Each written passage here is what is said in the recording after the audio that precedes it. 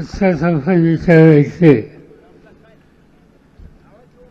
ज्यांचं प्रत्येक मतदारसंघाचे आपले अत्यंत कर्तव्यवान उमेदवार डॉक्टर अमोल कोल्हे, विधानसभेचे किंवा सगळ्यांचे प्रतिनिधी अशोक पवार, व्यासपीठावरचे सगळे मान्यवर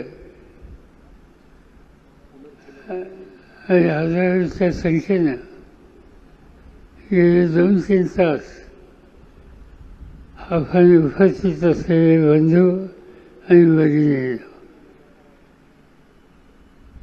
गेले काही दिवस ज्यांचा आम्ही महाराष्ट्राच्या कानाकोपऱ्यात फिरतोय.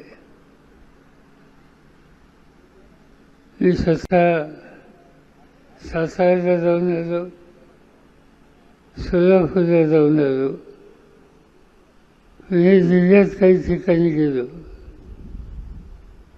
नाशिकला जाऊन आलो, अहमदनगरला जाऊन आलो, औरंगाबादला जाऊन आलो, जालन्याला जाऊन आलो, परभणीला जाऊन आलो, वर्ध्याला जाऊन आलो, हजारोच्या संख्येने लोकांना भेटलो, पण घसा मात्र बसला. तर काय हरकत नाही,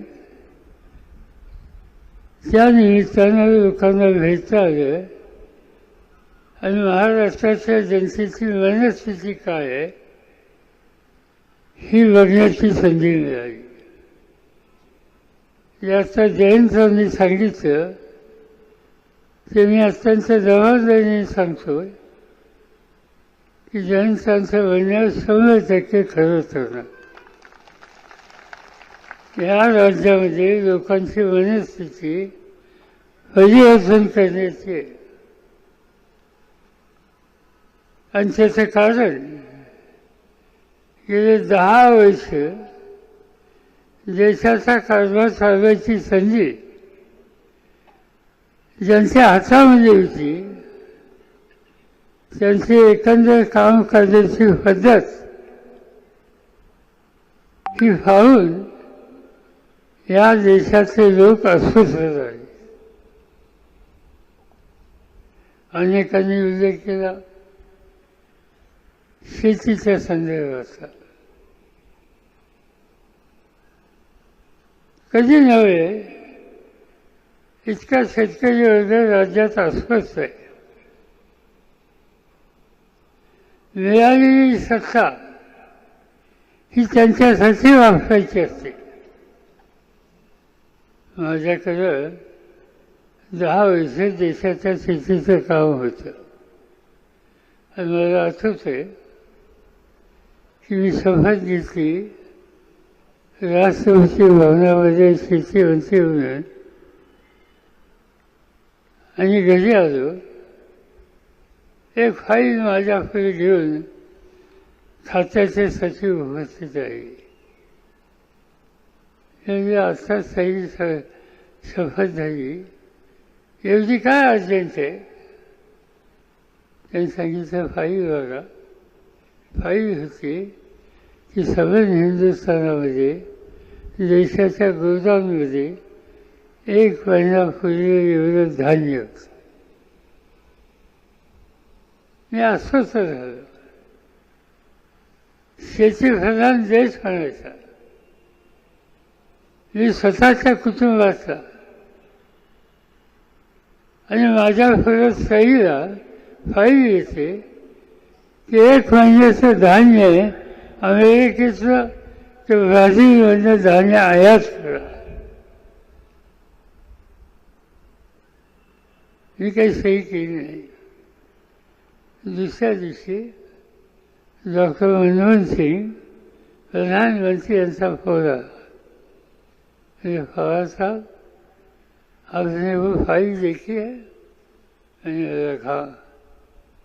आपने दस्तावेज किए नहीं? मैंने नहीं किया अभी तक.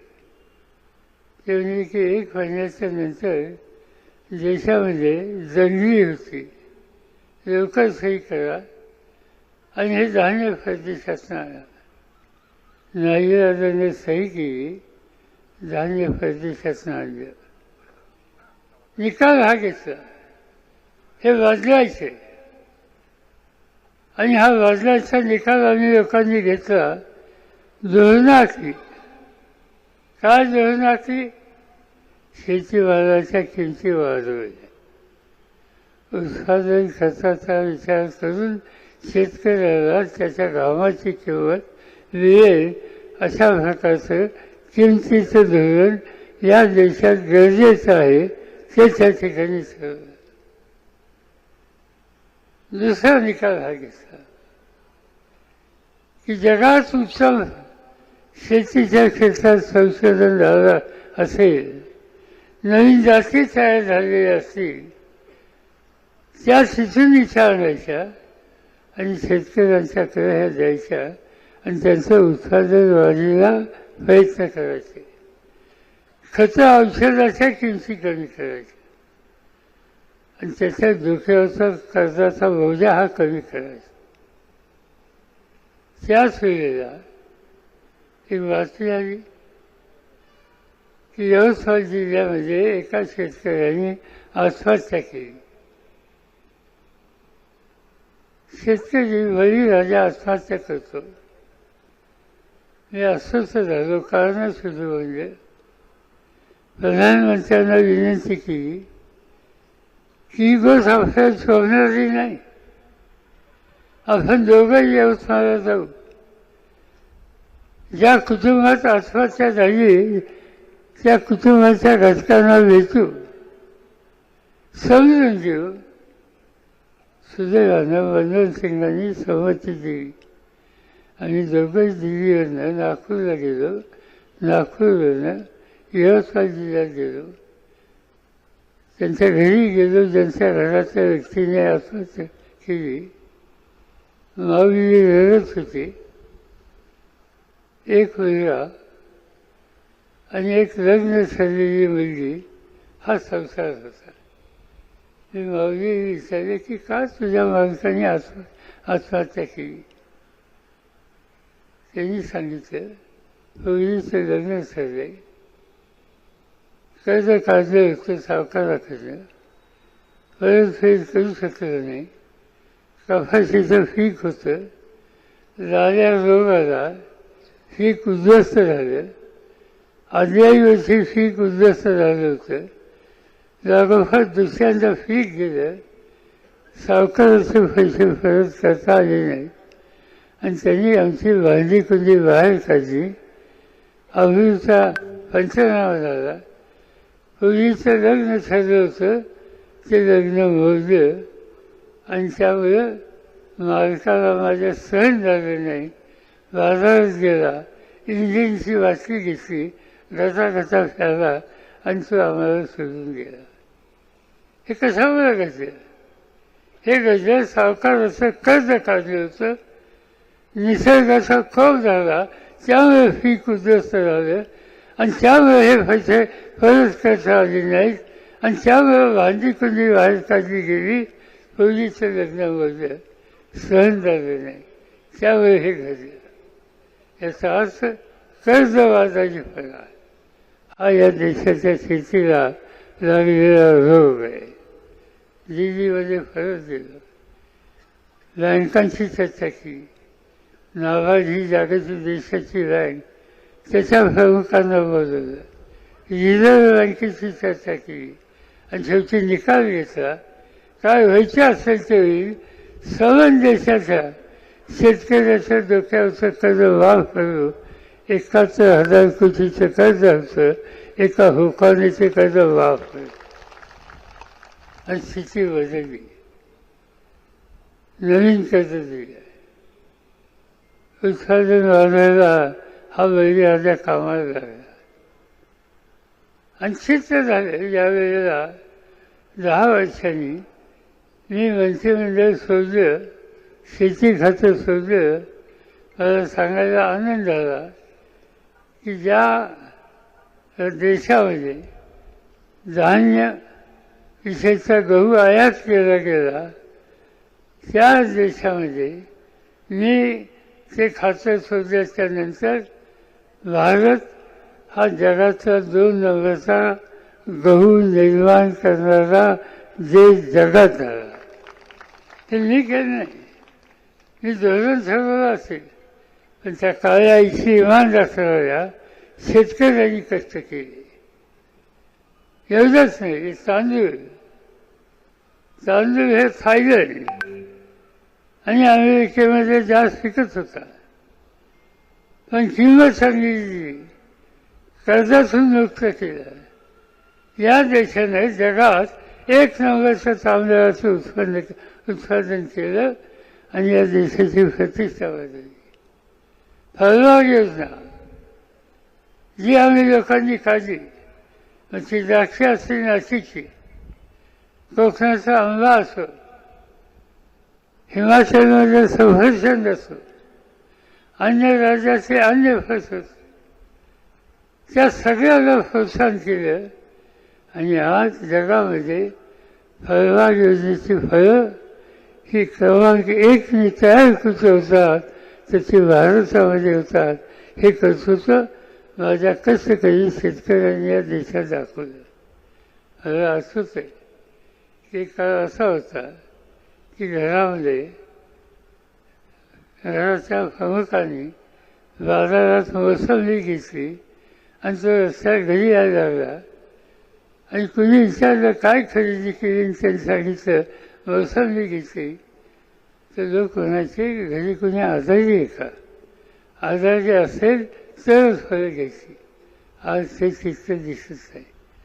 तुम्ही कुठल्या एस.टी. स्टँडवर जा, रेल्वे स्टेशनवर जा, तुमच्या उदय कांचनमध्ये आपण आत शिरतो त्या रस्त्याच्या कोपऱ्यावर जा, कुठेही गेलं तर फळ विक्री हा एक महत्त्वाचा व्यवसाय झाला.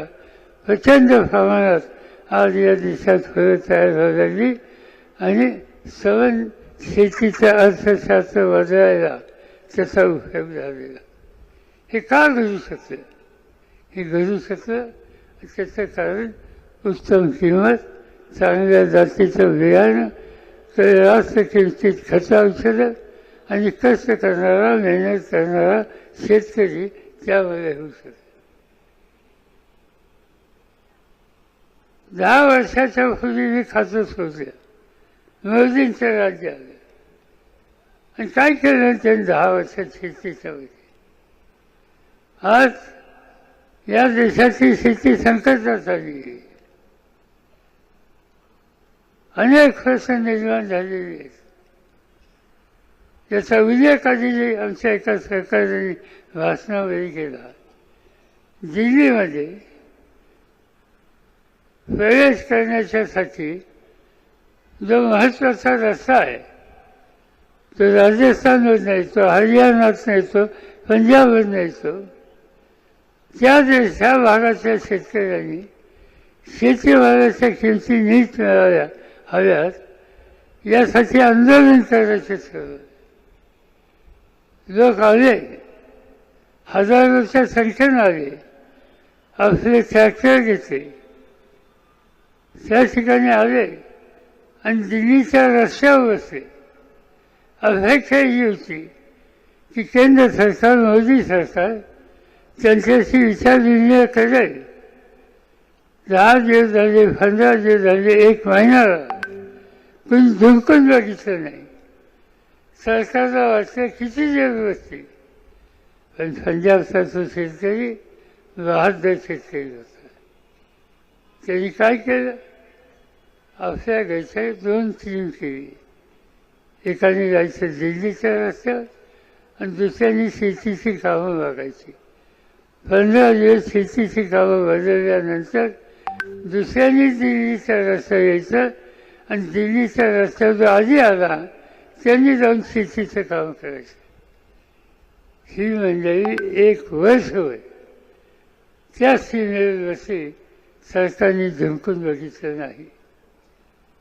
शेवटी नाईलाज झाला आणि शेतकऱ्यांचं हे दुखणं त्यांना मान्य करावं लागलं. शब्द दिला, निर्णय घेतले, पण आजपर्यंत त्या निर्णयाची 100% अंमलबजावणी त्या ठिकाणी केली नाही. आणि म्हणून आणखी संकट वाचत आहेत, आपल्याकडे सुद्धा वाचत आहेत. आज साखरेची काय स्थिती आहे? देशामध्ये उत्तर प्रदेश 1 नंबरचं साखरेचं उत्पादन करणारा राज्य होतं. यंदाच्या वर्षी महाराष्ट्राचा पहिला नंबर आहे. काही कारणं घेतली, धोरणं आखली. इथल्या वसंतदादा इन्स्टिट्यूटने नवीन जाती आणि तत्व हे सांगितलं आणि त्याचा परिणाम आज ऊसाच्या क्षेत्रामध्ये आपण यशस्वी झालो.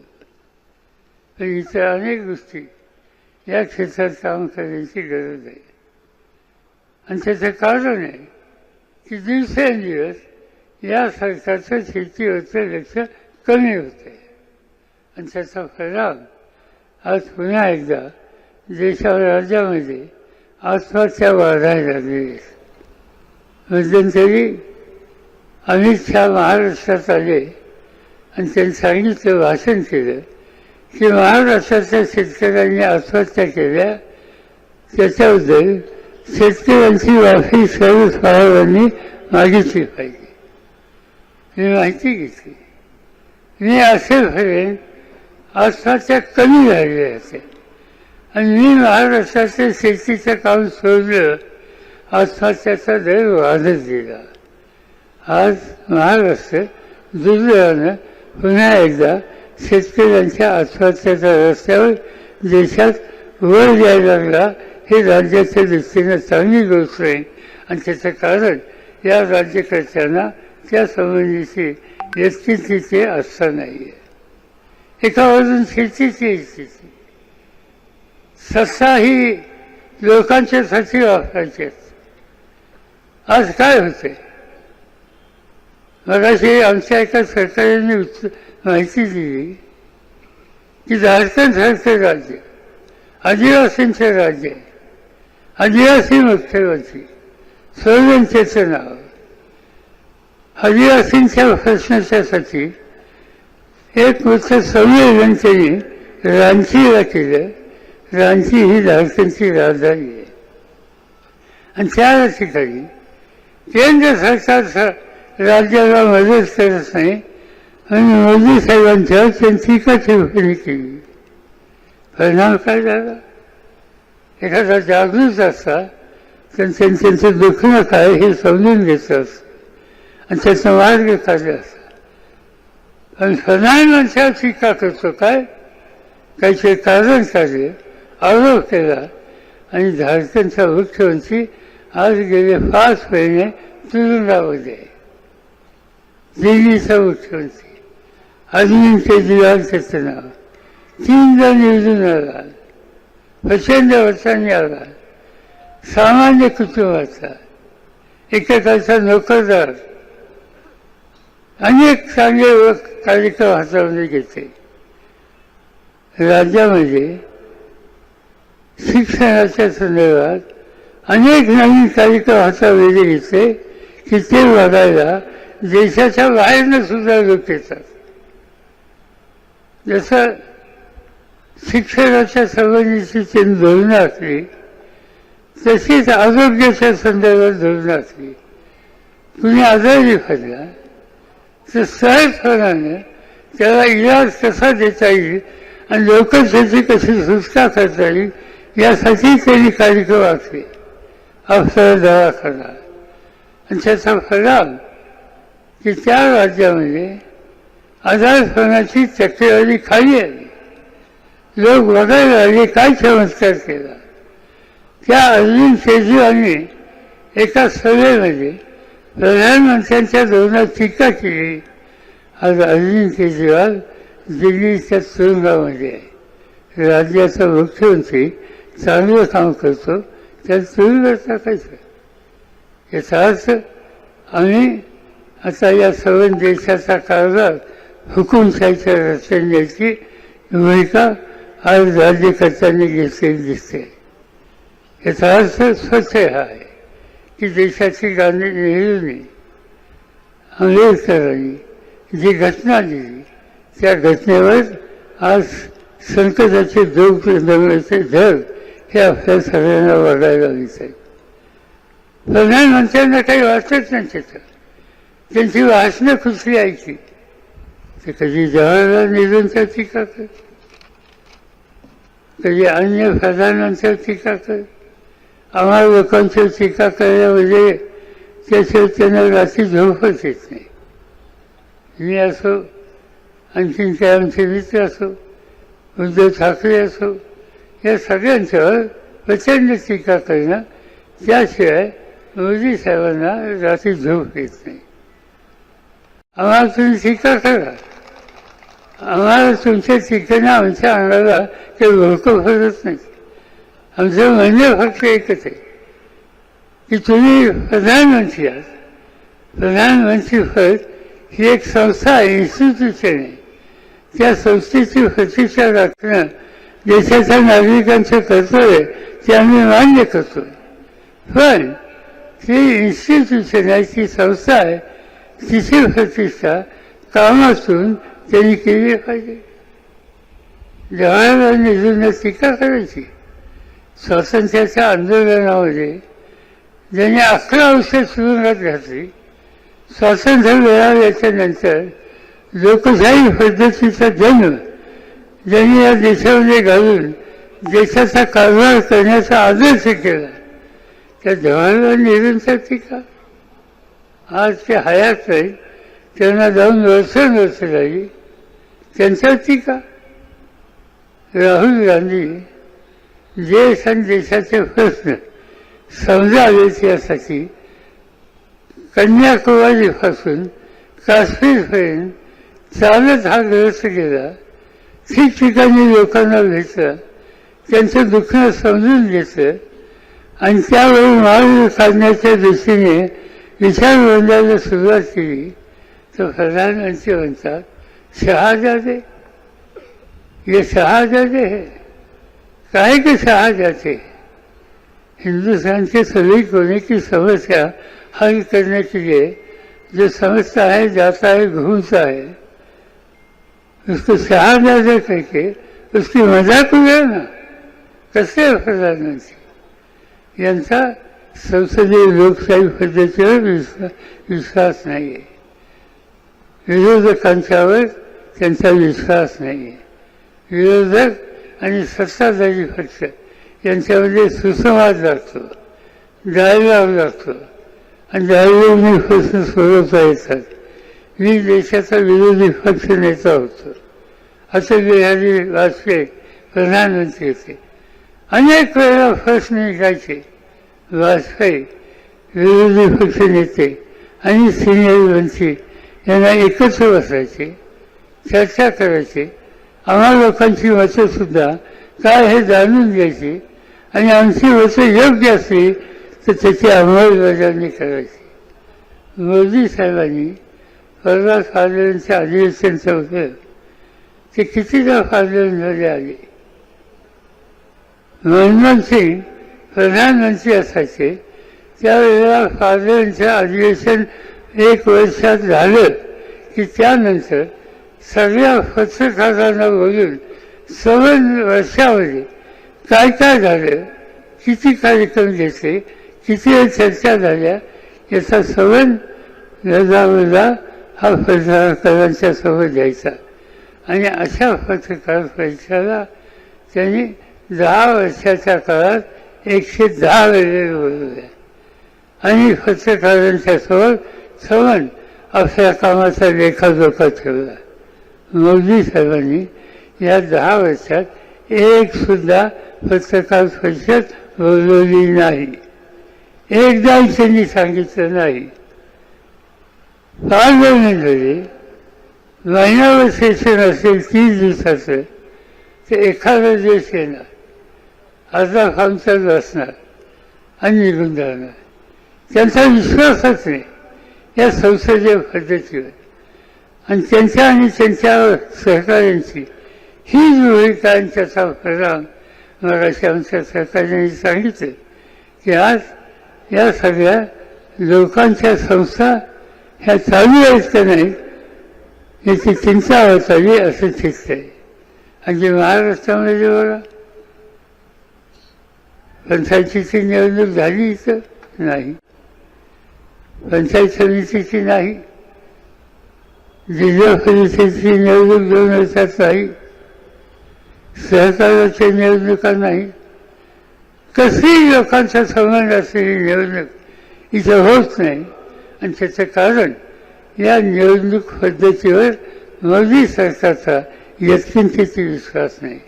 आणि त्याचा परिणाम हे असंच चालू झालं तर या देशाची संविधान घटना ही संकटात आल्याशिवाय राहणार नाही. आज ही घटना संकटात आणण्याच्या दिशेनं पावलं टाकायला सुरुवात झाली.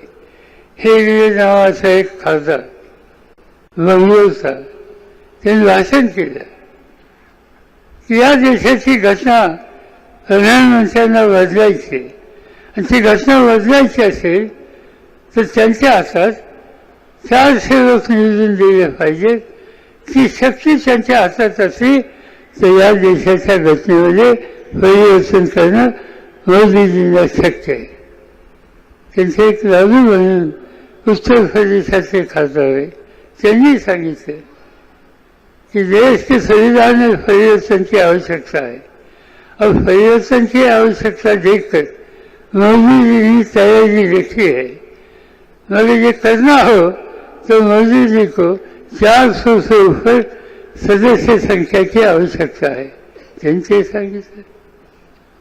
ज्योतिर्मयी नावाचे खासदार आहे राजस्थानमध्ये, त्यांनी सांगितलं की आम्हाला घटना बदलायची आहे, त्यासाठी आम्हाला जास्तीत जास्त जागा द्या. आणि हे झालंच मोदी दाखवतात. 1, 2, 3 खासदार सत्ताधारी पक्षाचे खासदार हे एका बाजून सांगतात आणि दुसऱ्या बाजूनं मोदी आणि अमित शहा 400 के ऊपर 400 के पार या घोषणा करतात. याचा सक्त अर्थ हा आहे की या देशामध्ये आंबेडकरांनी जी घटना आहे आणि तुमच्या माझ्या सगळ्यांना जो एक अधिकार मिळवला आहे त्या अधिकारावर गदा येण्याचे दिवस हे या ठिकाणी दिसतात. आणि ते टाळायचे असेल तर 100% त्यांचा पराभव करणं. आणि निवडणुकीमध्ये आज डॉक्टर कोले असतील, सुफिया सुळे असतील, त्याच्यानंतर पुणे शहरामध्ये दंगेकर असतील आणि शिरसी चिंचवडमध्ये त्यांचं काय नाव